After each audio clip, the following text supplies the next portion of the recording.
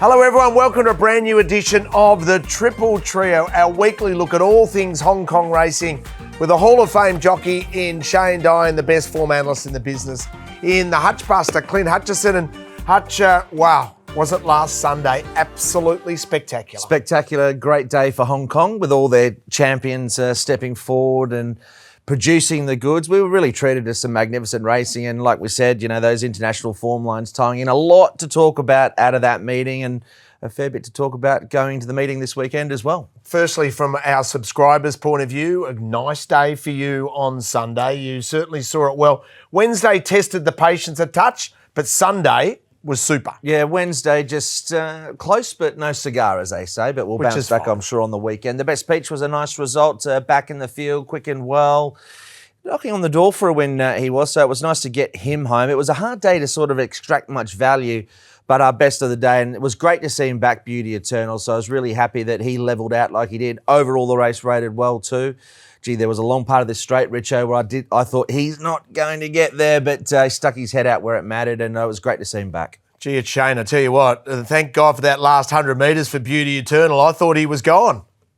Yeah, he was good odds, I thought. I priced him a lot shorter, but he only just won. He sat 3 wide. He couldn't do anything about it, Sack, but I think he's a serious horse there. We've got a great show coming up because Vincent Ho is going to be our special guest, of course, the jockey on the mighty Golden 60, who has now gone to the absolute top all-time horses money earning around the globe. He is absolutely extraordinary. Nicole Purton's catching up with Danielle Johnson. That's going to be a beauty. All the usual features, Genius and Slaughter, of course, the Sid file as well. But first, let's burst out of the gate.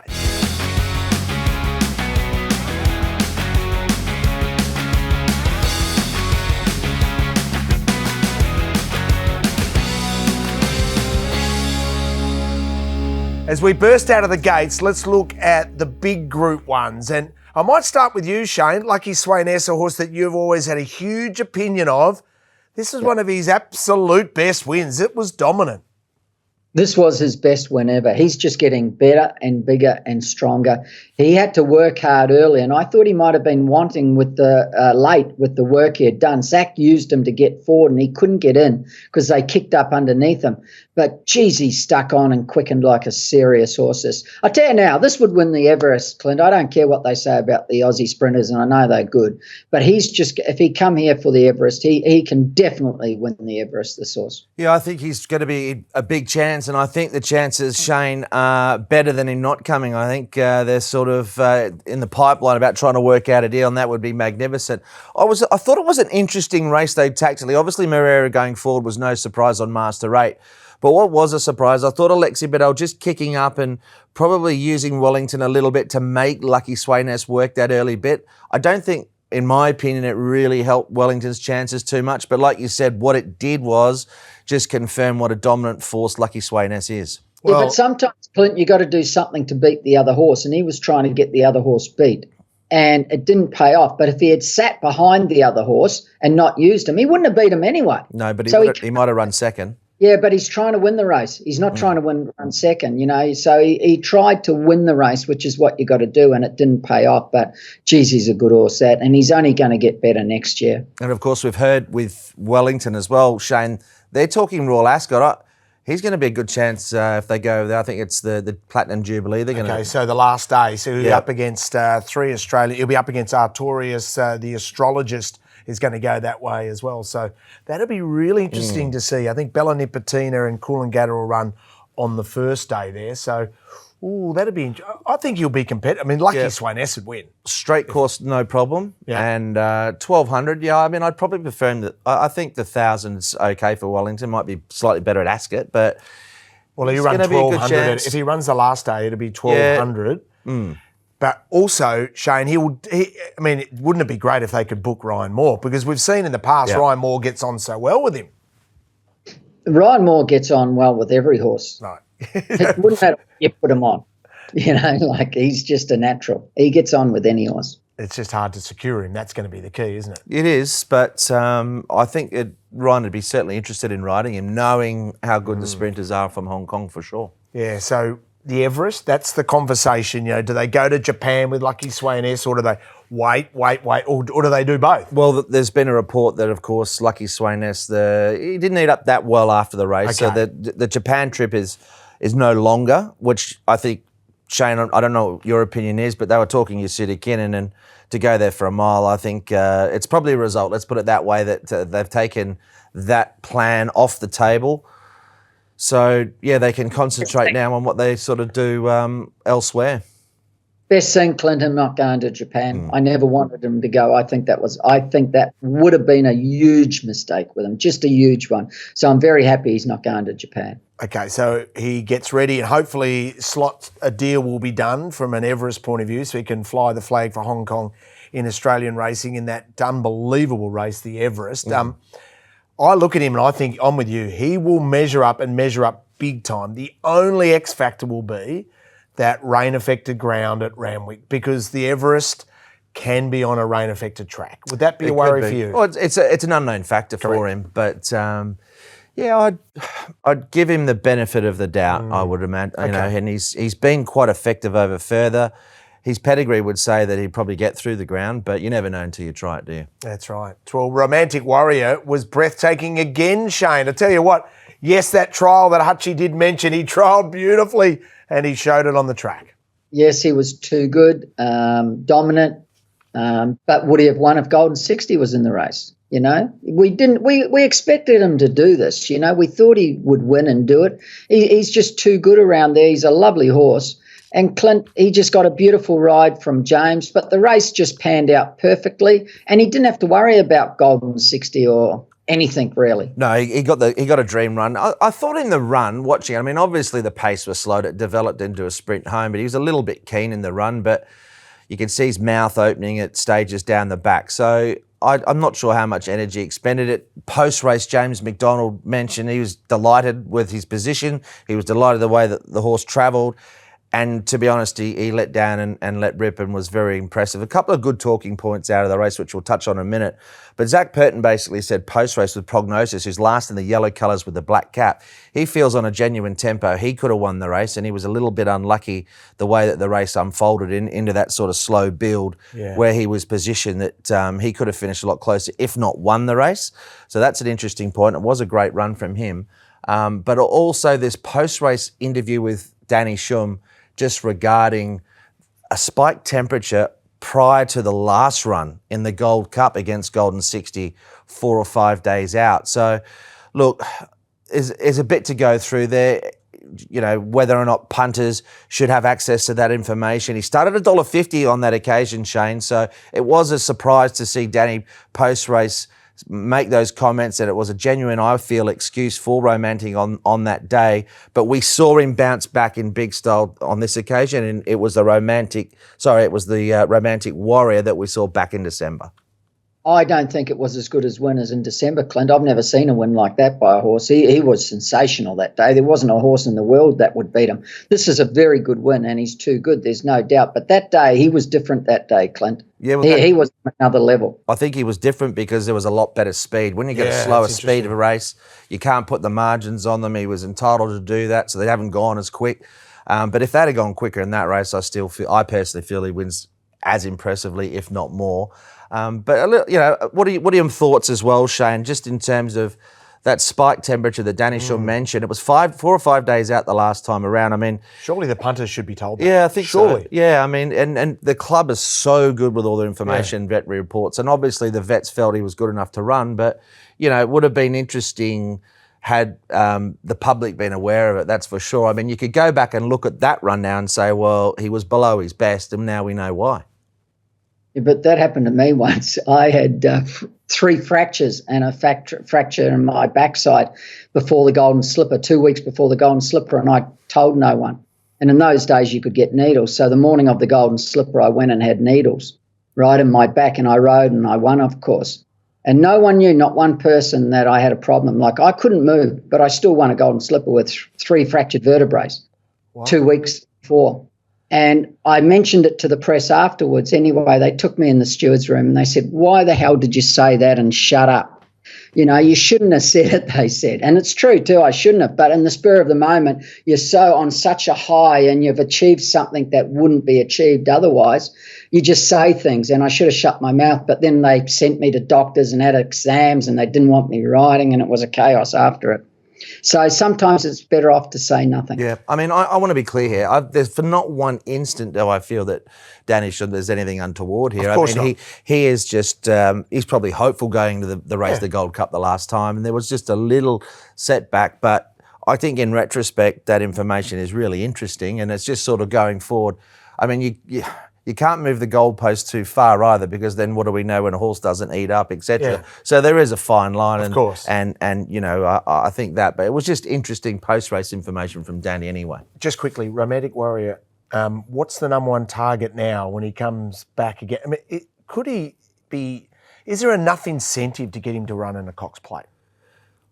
Well, they're talking the Tenno show potentially in Really? October, which is around the same time, so they're happy to travel, but Okay. they're preferring to go. But they'd rather go to Japan and then back to Hong Kong because they want to be ready for December. They do, and it's a lighter trip, and you'd argue as hard a race if Probably harder. Well, it's taking on Equinox, which is mouth-watering, Shane. But it's an interesting one, isn't it? Because he's beaten up once again the Japanese entrants, and you can say, well, that might not be the premium form with Prognosis, but I will dispute the fact around that to some extent, because you've got Jackdaw, amongst others, tying in with Down on the Kid, etc. out of this race. He's beaten them quite convincingly twice. So, yes, Equinox is a grade above them. Prognosis is an improving horse, and of the rest of the Japanese, he's handled them pretty well on a couple of occasions, albeit on his home ground. Well, this is the The guy thing who with the loves. thing with the Japanese, you've got a couple of very good young horses there too that are going to be 4, a bit older. They're only 3-year-olds, so they'll probably be in the race too. And we've shown them on the TV, Richo, you know them, the Philip and the Colt, who have looked good. But he goes now to the 2,400 metre race, so that's going to be interesting. He'll run in that, won't he, Clint? I would think so. Yeah. He hasn't had its Champions and Chater following the Queen Mother Memorial, which is this weekend. That's right. But, So you'll see, he'll be up against, Seen October and the likes. I mean, I think the 2,400, he'll sit and go. Well, and we get so few 2,400 metre races in Hong Kong that when the local stock are there, generally speaking, there's not much speed either. It'll probably be an easier run for him. But no, there's plenty to look forward to with Romantic Warrior. In regards to your question of Cox Plate, I'm sure it'll be on the table, but it's sort of what they want to do, really. And I think they feel that the Tenno shows where they want to go. There you go, Moonee Valley Race Club. Get the incentives out there. Pay appearance fee. Get him along. He'd be, and I'd be interested to see if J Mac could ride him. Hey, we'll chat Golden 60. Vincent Ho is going to be our very special guest. You've cast your eye over some G1 gold mine information, which we absolutely love here. That we do. If you like statistics-based analysis with all your pedigrees, etc., it's a very versatile product that you can use, the G1 gold mine. So we've got a horse that... Here was a winner on the weekend for John Size, and Luke Curry, a welcome winner for Luke as well. He gave it a lovely ride, put it in a nice spot. This is a horse that obviously hails from the Northern Hemisphere, and just in terms of that distance range, it looks like a horse that will be really effective, sort of 12 to 1,600 metres. But Shane, this horse did a good job. I mean, beat Prince of Porty, is fit and going. Supreme Lucky's got good form, and Luke put him in a good spot, and he did the rest. It's not easy to win there first up. I was very glad he won. I got the queue, which was about $24. That was a bad, there was only 2 horses in the race, but when you did the form, he was the next one on the list because his trials were very, very good. But it's always hard to win for overseas horses coming in there. You don't see many win, as you know, Clint. But his trials were extremely good for John Size, one of John Size's horses. So I took the queue and it lobbed, so that was good. The rich get richer, Richo. That's right. It's different if you need it, Shane. That's the way I always say, different if you need it. So thanks to G1 Gold Mine. Go and check out all their data. It's absolutely fantastic. Also from a training point of view, so a treble to Tony Cruz. So I look at Tony Cruz now, 43 wins for the season, sits 4th on the premiership. John Size, 56. Frankie Law at 48, Ricky Yu 47, and Tony Cruz at 43. And again, we see that Jamie Richards is going really well. He had a double at Happy Valley on Wednesday. He did. A couple of nice young horses going forward, and this is one of them, Hoss. Nice ride from Zach. He didn't panic early, just took his time. There was good speed in the race, and Hoss did the rest. Talking about Group 1 Goldmine and pedigrees, this horse is actually by Fiorente. He's an interesting horse because they wouldn't be far off Shane, I don't think, stepping him up in trip either. He's winning over 1,200, I think, on class, but to me it looks like when they step him up, he's going to win more races. Yeah, no, he's going good. He can win in Class 3 the way he's going. The interesting thing about Tony's win is that they were all ridden off the path. They didn't lead, and Tony must have a nightmare in the stands when Ewy's on one of his because Ewy likes to ride them quiet. And they've got a good record together, the two. Yeah, maybe he's listening to you, I reckon, Tony. Hugh's doing what Hugh wants, that's the key. Well, Hugh does it his way, but maybe Tony, you've been both been talking about, hey, you don't have to always lead on. Some of these horses are better suited just with a little quieter ride. Hey, just talking quickly about Huey and also from a jockey's point of view. So Zach Purton just got the foot off that pace a bit when he was trying to break the record. Vincent Ho, what a season he is having as well, sits there on second. Yeah, I think just something to note as well, we're speaking about Tony's runners and that. I think if you're doing the form, with all due respect to the young lad Agnes Chung, whose 3 kilo claim is important, but some of those senior riders like Hugh or Zach or some of the senior riders get on, I think it's a big upgrade. So however you rate them, you can certainly improve them a fair bit. Let's get the black book out, Sweet and Defeat. They're off, and Sugar missed the start by 4 lengths. Then Dublin Star, Sugar fast buck, smart leader.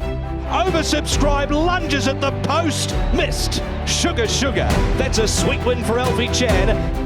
Our black book here on the Triple Trio is called Sweet in Defeat. Who jumps in? There were a couple that I thought ran well that didn't get the chocolates this time around. An interesting debutant, a former Australian galloper in 80 light years, who caught my eye. He sat back and wide and closed off really well with some of the better sections at the meeting off a decent speed. He surprised me because I thought his Australian form was okay, but he's improved a lot for mine, or he certainly showed that he could be competitive in Hong Kong.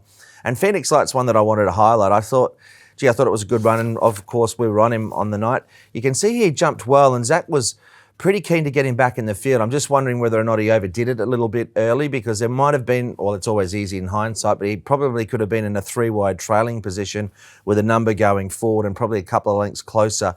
You can see he's over-racing a bit back in the field there. He maybe wanted to follow Hugh Bowman, who was on the favourite. He's closed off as well as him, but he was certainly quite negative early. Maybe it was the instructions as well, I'm not sure. But look, it was a great run, and I just think with a slightly better run in transit, he could have won there. He's actually going all right, that horse, I think, as well, Shane. I don't think he's far off a win. He just probably needs the planets to align a little bit in terms of, race shape and getting the right run. He's raced well all season. He's put in 1 or 2 bad runs, but he won earlier, I think, in the season, and he's going good. His last couple of runs have been good. Just got to get into the right race with the right barrier where he can race a little bit closer and he can win again. Yeah, they both jump into the Sweet in Defeat file. Time for a segment you love, Genius or Slaughter. They sweep for home now. Beander Cross has come very wide. Beander Cross answering the urgings of Shane Dye. Mannerism coming at him. Mannerism has got it. Daring tactics by Shane Dye. He's got Octagonal in full flight on the corner. Bold tactics by Shane Dye are going to pay off, and he pinches the Chipping Norton. Our Hall of Fame jockey Shane Dye just casts his eye over the rides in Hong Kong. And Golden Boy, let's start with a genius. Who caught your eye? I thought this was a beautiful ride from Joe. We've got to put Joe up there because he's just come back. He drew out 10, goes forward, and he just worries the jockey out of the spot inside. And what I mean by that, he just puts a bit of pressure on him, and he knows that he can't stay there, the jock inside, so he's got to come back. And it's up here. He's not going to cross him, but he's just saying, I'm going to come in here, you get back. You get back. And he's just looking, he pushes a bit, and now he's in without causing any trouble. Great riding. This was just the perfect ride from an outside gate. He gave it a great ride the whole race, and he no point talking about Joe because we all know how good he is. And he come out at the right time, and he was there, Clint, and he kept going to win. He was unlucky to start before this horse. Yeah, he was. It was Hugh that he crossed there, and obviously Hugh probably didn't want to kick up. He's not the kind of rider either, Shane, that's going to, overwork to be too tactical early. So maybe it's picking the right jockey just to put that little bit of pressure on as well. Yeah, no doubt about that. But he got in. He was always going to get in, and he was too good. He's in again this weekend, this horse, but it's not class Class 3. This was a really good ride, the next race, and why it's because he went at the right time. He drew gate 12, and this horse races on pace, but he decided to go back because there was a little bit of pace in this race. But if you have a look down the back, they were going 22.73, which is pretty quick as they go into the back. But then they backed it off to a 25.41, which is slow, and he went as exactly when they were backing it off, which is the right time. So he got the pace right. You can't do this when they're going 24s or whatever, but when they slow to a 25.5. But what won him the race was when he went, he committed, and he said, I'm going to keep going. And the second horse probably should have won the race, but he got off the bridle, the second horse, and he got caught napping here, Happy Jar Jar or whatever it was.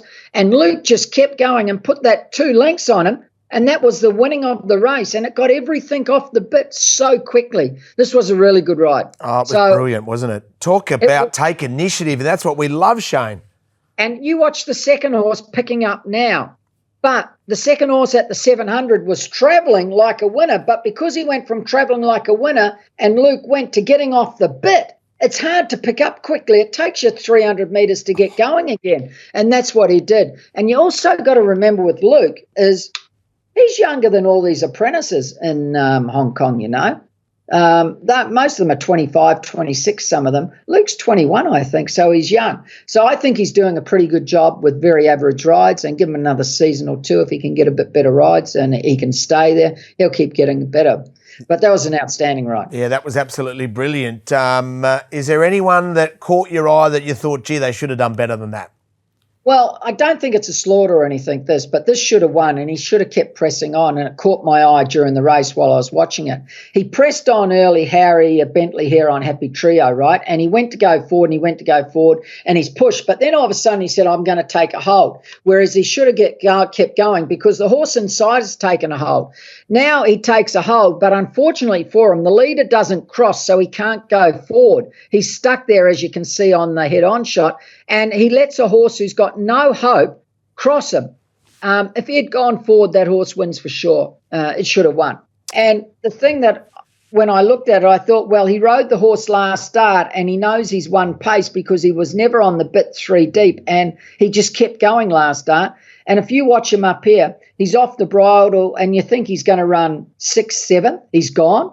But you watch him in the straight keep going. So if he had pressed on early, and he can handle it, that horse, because last start he did, he would have won. He definitely would have won, because you watch him up here, he just keeps going. It wasn't a slaughter because I can understand what he was doing, but it was the wrong thing to do. He should have kept pressing on. And if he presses on, Clinty wins. Yeah, I know, I agree with that. He's, just giving that away that length. But there was one slaughter which we might touch on. I'm going to go with a slaughter. And it was, of course, in the race that Golden 60 won. So I'll leave that for that race. Oh, okay. Well, it won't be the winner. And the winner was ridden by Vincent Ho, and he's our very special guest. He joins us next.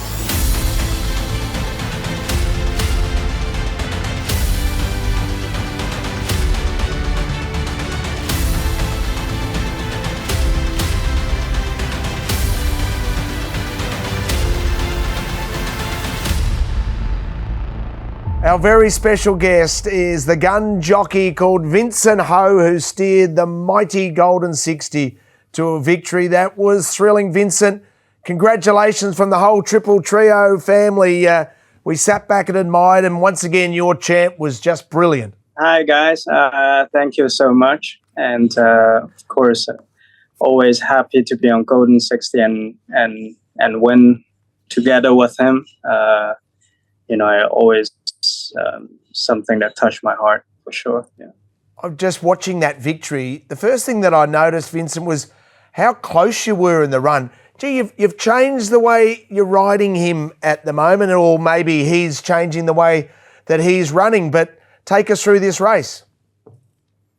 Yeah, I mean, he always jumped well, but when he was younger, he always pulled hard and had to come back and get cover as soon as possible. But, with this season, I noticed he never pulled, so I can be wherever is comfortable. And, of course, some other good chances are in front of me and, one behind me. But, I don't think anyone can outsprint Golden 60 anyway. So I just bet off, truck them up. And even I planned to sit second position before, and I'm confident that he got no problem to relax. So I didn't mind to take that position at all. If it was before one or two seasons before, maybe I would just sit behind 4H bubble. But with him being so relaxed now, I don't even mind getting that second position. And it just showed that he is okay to be even sitting second and still outsprint everyone. Vincent, it was interesting, that move you said, that was about the 1,000-metre mark. Were you surprised tactically with what was going on in the race around you? Probably with Voyage Bubble, because you ended up sort of in an interesting spot, which I don't think many would have envisaged at that point of the race. Yeah, well, before I would have sit behind him, but because I already planned that, and I knew Golden 60 can be relaxed nowadays, and that's why I have no problem to be at that position. And I can see what Alexis Badel was doing, and the worst thing about that is because Zach didn't really press on and only stay one off at the back straight. So he sort of, left himself free wide outside Zach, and gave me the opportunity to be in between them until of course Zach moved in on the rail at the corner, and I'm already there one off. So of course in Europe it won't be that popular being a rider like this taking up in the middle, but in Hong Kong it's fine. And especially on Golden 60, a Group 1 great chance. You surely won't miss that gap. Gee, Shane, I tell you what, watching Vincent ride Golden 60 and watching how relaxed he is, he's absolutely come of age, this horse. So is the jockey, Vincent, just not the horse. Like he's thinking. I purposely didn't say how to ride him last week because I didn't. I wanted you to. I know you listen to the show, you must, but I would have definitely gone forward on him, but I wouldn't have given him that great a ride. It just worked out perfectly. Vincent, I'm telling you now, when you finish riding, you can go back to school and get all the degrees in the world the way you're thinking at present. One day when I finish running, I might. No, he's too good for them, Vincent, if you can put him in that position and give him a run with California Spangle. And you're actually going out there to beat one horse, not beat the field. You're thinking California Spangle's the horse to beat. I can't give him a big start. Let's just track him, and I'm going to beat him every time. The only way he beats you is if you give him too far a start, and you're not doing that now. You're riding him perfect, mate. Credit to you. And Vincent, just regarding Golden 60, I mean, you mentioned quite a lot in the last few months about how, this sort of 12 months might be his best because mentally he's so much more mature. He hasn't been overly taxed. I mean, is he going better than ever? I felt like it, because of his mentality way more mature nowadays. And to be honest, physically, he is still the same. He doesn't feel any sign of going downhill this season. And the whole team and myself is very confident this race that because we felt that he is the fittest throughout the whole season was the Champions Mile. His coat looks amazing. Can you believe, say 5 years ago, that you would be riding the greatest stake money earner of all time? And you've ridden him every start. There's no other horse that's won any more money than him in racing. It's incredible. Yeah, no chance. No chance I would even imagine or thought about that. Because when we local boys start to get on some good horses, most likely we will get taken off. And of course Zach and Joe was there. That usually owners and trainer will just let them ride it. But I'm just really grateful that the owner and Francis keep me with the horse, and since basically from his start, we seldom get beat, and even last season we got beat, but I've already won plenty on him, and they still stay loyal to me, which when I make mistakes, it's but I mean, mistakes makes you grow, right? So it happens, and it's great. Even for me now, for the international race, of course, if I go back in and truck up California, I would have won as well. So, sometimes circumstances makes you learn, and you got beat, but at least you learn from the mistakes, and it's great for the future and for my future career, So yeah. That's very, very true, Vincent, what you just said. You really learned a lot. Now, one thing I want to ask you, are you glad he's not going to Japan, or would you have preferred him to go to Japan? I mean, I would like to go to Japan, of course, with Golden 60, with a horse that has a massive chance. But the team decide to stay. It's I totally 100% respect that. Hey, Vincent, just quickly ahead of the weekend, Straight Aaron looks one of the more interesting runners that you've got going around. How did you think he'd run in the feature? Yeah, I think he's got a massive chance with the handicap as well. Is such a great horse. For a long distance, 2,000 or above, he is something special. So, really looking forward to it. Hopefully there's, that we got 14 horses, so we hopefully got plenty of pace. He's a nice horse. I think he can win this race, yeah. And Vincent, just quickly, that's Sunday, of course, and then in the off-season, you're going to Europe. When do you arrive, and have you got any particular plans? Yeah, I'm pretty busy this summer. Last summer was busy in Japan, and this summer is even busier. I'm going straight to Japan after Hong Kong finished, and for 2 weeks. And then early August, I'll go to Goodwood Festival in UK.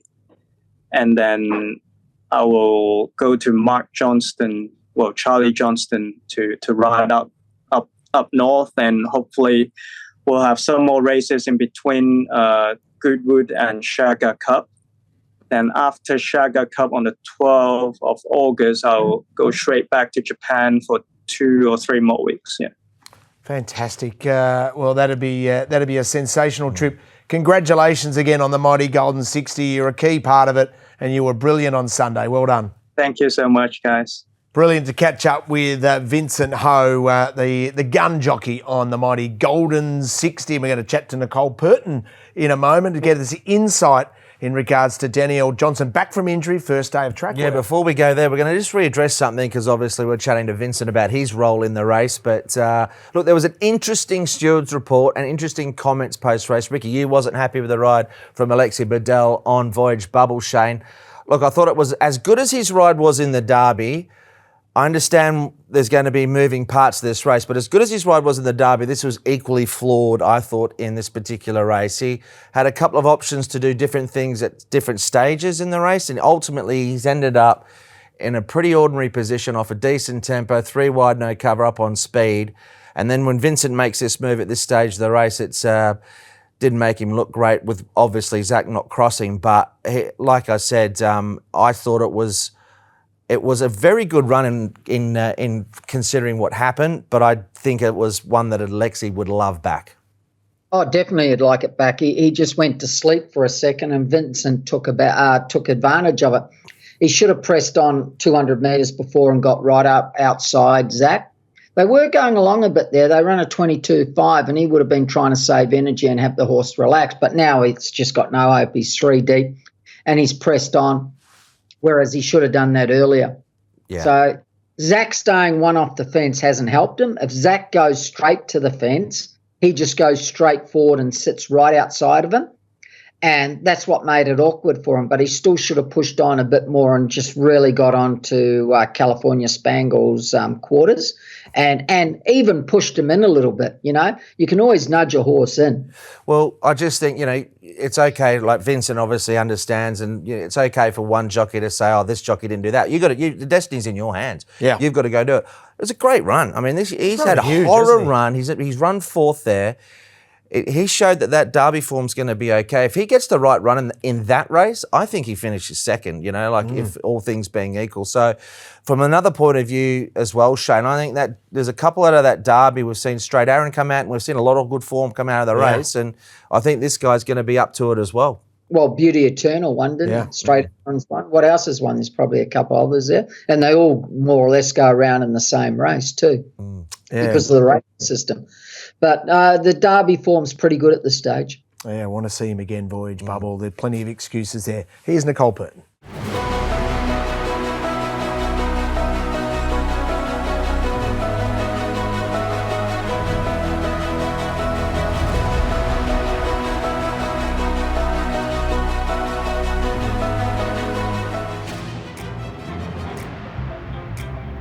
Danielle, it's been over a year since you sat on a racehorse or have been on a racetrack. How are you feeling about jumping on one of Jamie's horses this morning? I'm really excited. Finally, I can get back in amongst it, and it's cool that I can do it for Jamie's stable too. So what's the plan this morning?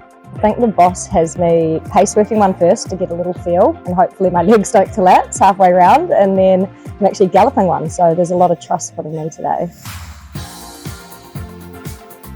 Foot away to the off gap and just follow that horse there. He's going to pull a little bit.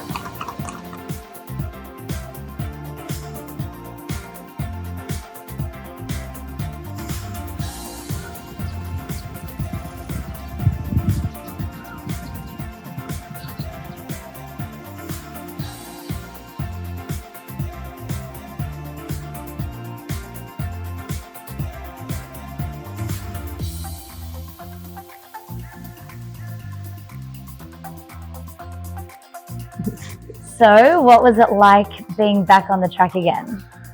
It was nice. It was certainly nice going faster with my second ride, but it's like riding a bike. What's it like riding track work at Chartin compared to New Zealand? I think it's pretty standard riding track work. There's definitely a larger quantity of horses out there. That was the main difference, but it was really exciting being there and being involved in Jamie's team. And how regularly do you think you'll be riding track work? Once a week. Well, I think we better have a word to my new boss about that and see what he says. Probably his idea and my idea are two different things.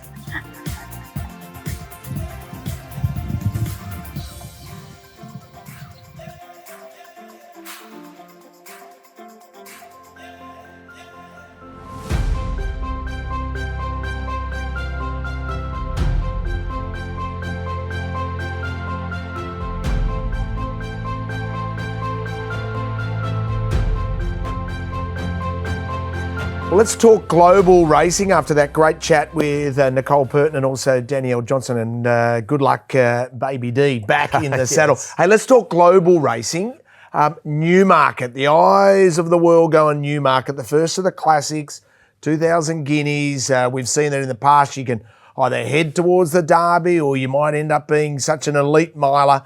But the Palace House Stakes is there at Group 3 level and the 2,000 guineas Group 1. And it is a world pool meeting as well, covering 8 races there from Newmarket as well. And Rich, I was fortunate enough just a little earlier to catch up with David Egan, of course, a real friend of the Triple Trio. And he's riding one of the leading chances. And I asked him about that leading chance in Sakia.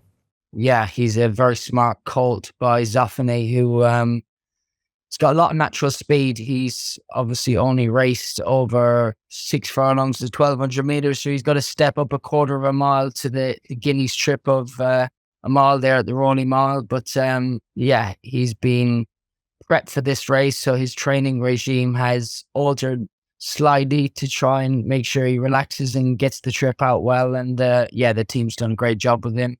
His preparation has gone smoothly into the race. Hasn't had a prep run, which some of the other contenders are in a similar sort of situation. I know Mr. O'Brien's 2 horses haven't had a prep run, and Chaldine, one of the other fancied runners, obviously dismounted Frankie at the start, so he's also gone in without the prep. But yeah, our horse has gone in smoothly into the race. You know, I suppose Aidan's won 10 of them, so he's sticking with that recipe. But just back on Sakir, what's your feel about the 1,600 metres? Obviously, the pedigree sort of suggests that should be okay. It's looked very brilliant. What's your gut feel on the 1,600? He's obviously showed a lot of natural speed, which I think you need to win a 2,000 Guineas. But I think we'll only find out on race day, really. But I think if the race goes smoothly and he can relax and be in a good rhythm for the first 3/4 of the race, I'm confident in my call that he's got enough speed to get the job done at the business end. It's a good race. Obviously, there's a short price favourite from Aidan O'Brien's, but there's a few others that you could easily make a case for. Who did you think your main dangers were? Yeah, obviously, Augusta Rodin is a proven stayed a mile on heavy ground as a 2-year-old. He's obviously got Triple Crown glory on his radar. Has been well documented that that's the route they're taking, and yeah, he's obviously going to go out there and try and make it as much of a test of stamina as they can, whereas some of the other rivals, sort of Royal Scotsman is a horse who I thought had a lot of ability, obviously got beaten by Chaldine, who's also in the race, and obviously Little Big Bear, who's never stepped up more than the 1,200 meters, and he's probably in a similar situation to myself, really an unknown, showed a lot of speed as a 2-year-old, and it just really depends on how these colts mature physically and both mentally over the winter. So it's an exciting race to be a part of. Is there anything else on the card that you think can run well? I got a horse in a handicap bit later on in the card called Almaty Star. He could possibly take his chance in a 3-year-old handicap. Still a maiden, but he finished a very close second a couple of weeks ago against a horse who was actually placed in behind Sakir in the Mill Reef. So that was very good form. Got a handicap rating of 85. So I think if he takes his chance there at the Rolling Mile over 6 furlongs, he could have a bit up his sleeve. Great chat there and some wonderful insights. So it's a world pool meeting, available all different bet types, as we can see there.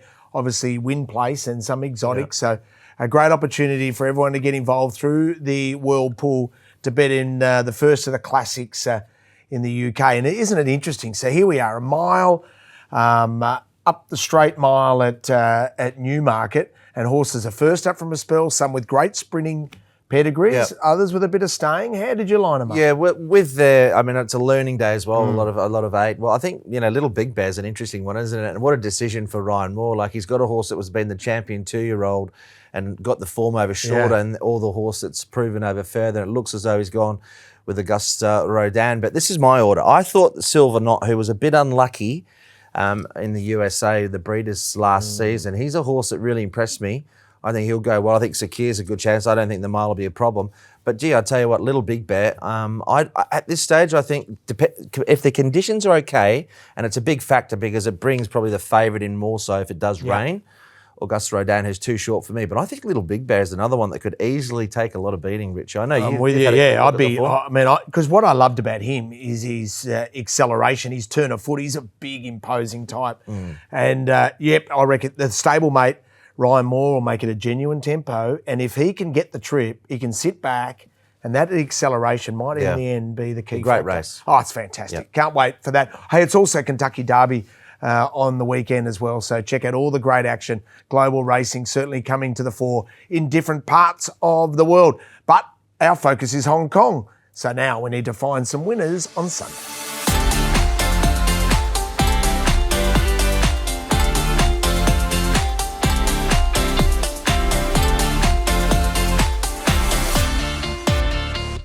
interesting 11 race card on Sunday at Sha Tin, and we start our focus with race number 7 for the sprinters.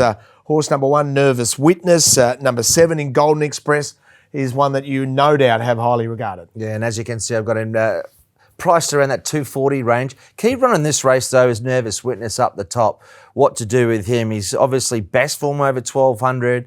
Wide gate, few gear changes. If he goes forward, he could be shorter in the market, but his last couple have obviously been very disappointing. But there's another horse in the race by the name of Adios who certainly had some excuses. But there's no doubt the horse they have to beat is this guy, Golden Express. He's done very little wrong, Shane, since being in Hong Kong. He carried, about 6 kilos more last start off a strong speed and won well. And now he goes up in grade, drops in class. And the way he's going, he's obviously going to be the horse to beat once again.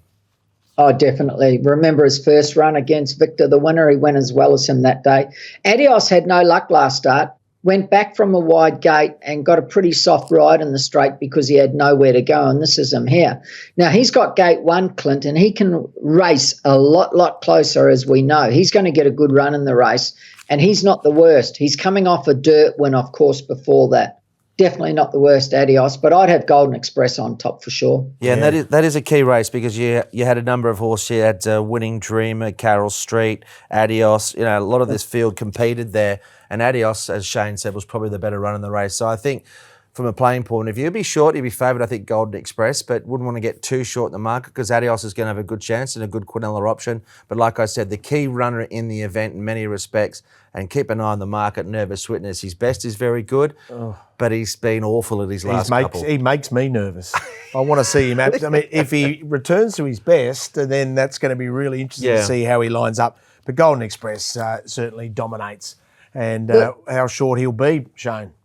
The one thing I will say about that race, there's a horse called Go Co Win. He was ridden a bit close last week. His 2 previous runs were really good, and he got back and charged home. Last start, they had him up 3rd, and he didn't finish the race off as well as he had been. Maybe if he's running, say, 5th, 6th somewhere just off them, he might be a better horse, and he's definitely not the worst in the race. He's got a chance, Clint. Yeah, I agree, and I think what you said is spot on regarding having him that little bit close. He didn't have that potency in the finish, so he could be a definite improver. Queen Mother Memorial Cup 2,400 metre race here, the return of Russian Emperor and Senor Toba up against Straight Aaron, who we've already spoken to Vincent Ho about.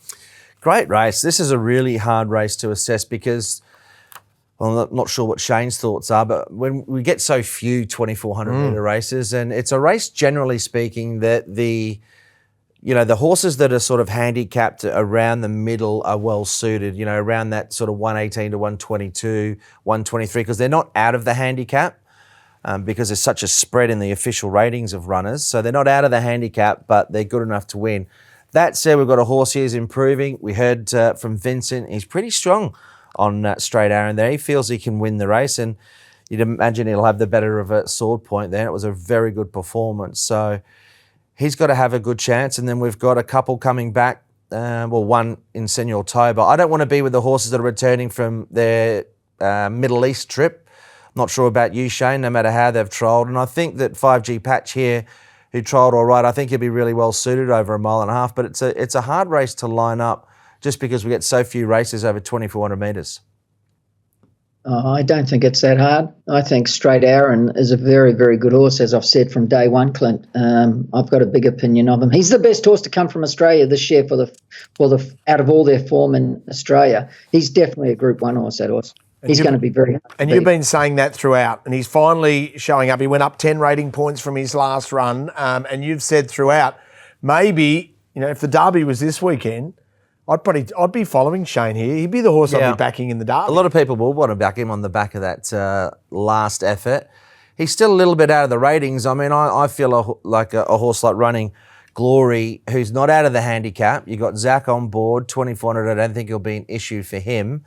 And he's got to his mark already from proven performances. And let's not forget, he comes out of that race won by California Spangle last start. So he's already set a pretty high benchmark, and he was going back to a mile there. But yeah, it's an interesting one. I think Straight Aaron's going to step up. I think he will. But I think Running Glory's got a very good chance in the race. And I'm not as sold on Shane that it's cut and dried, Shane. You just sound like you're all over Straight Aaron. These chips in.